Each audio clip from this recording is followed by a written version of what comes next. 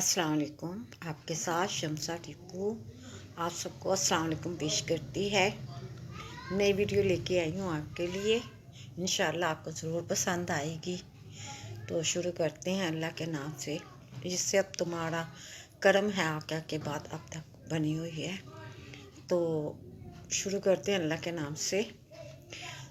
तो ए इंसान तू मुसलमान हो जा, मोमिन मुसलमान बन जा, अल्लाह और हकूकुल इबाद पर अमल कर, अपना खुदा तुम्हें खुद सब्सक्राइब करेगा, लाइक करेगा और लोगों में शेयर भी करेगा।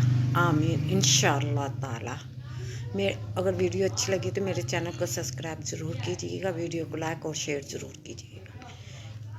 आपकी दुआओं, आपकी मोहब्बत हमारे लिए बायसे फ़ख्र है। अभी इजाज़त चाहती हूँ। अल्लाह हाफिज़।